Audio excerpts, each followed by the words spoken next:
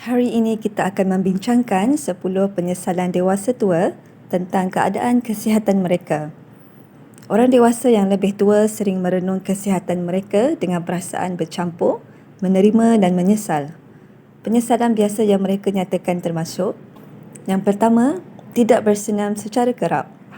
Ramai yang berharap mereka menjadikan aktiviti fizikal sebagai sebahagian daripada rutin mereka, mengakui kesan manfaat jangka panjang untuk kemudahan pergerakan badan ataupun mobiliti, berdikari dan pencegahan penyakit. Yang kedua, tabiat pemakanan yang buruk. Ada yang menyesal kerana tidak makan makanan yang lebih sihat lebih awal dalam hidup. Terlalu banyak makanan yang diproses, gula atau kurang pemakanan yang khasiat dan seimbang boleh membawa kepada penyakit kronik. Yang ketiga, mengabaikan langkah pencegahan. Mengabaikan pemeriksaan rutin, penjagaan gigi atau tidak menangani simptom kecil lebih awal yang selalu bertukar menjadi masalah kesihatan yang lebih besar kemudian. Yang keempat, merokok dan minum arak berlebihan. Ramai orang dewasa yang lebih tua menyatakan kekesalan terhadap penggunaan tembakau atau alkohol jangka panjang kerana kesan langsungnya terhadap kesihatan jantung, fungsi paru-paru dan risiko kanser. Yang kelima, tidak menguruskan tekanan dengan baik. Tekanan kronik menjejaskan kesihatan fizikal dan mental.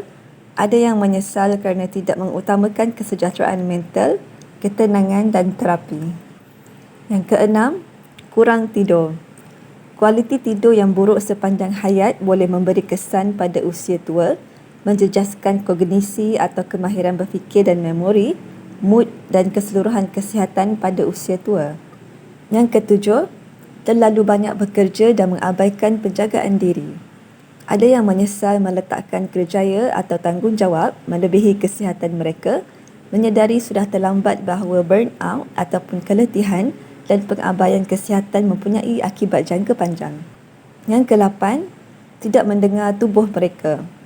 Mengetepikan tanda-tanda awal penyakit atau mengesahnya tetapi tidak mencari bantuan adalah penyesalan yang biasa.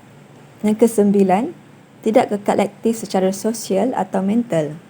Pengasingan diri atau mental yang tidak berkembang boleh mempercepatkan proses kemerosotan seseorang. Ramai berharap mereka aktif dalam perhubungan sesama insan dan melakukan perkara yang mencabar mental mereka. Yang ke-10, memandang remeh kesihatan.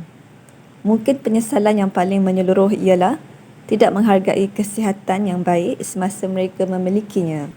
Renungan ini menjadi nasihat dan peringatan kepada generasi muda bahawa jaga badan anda lebih awal dan ia lebih cenderung untuk menjaga anda di kemudian hari.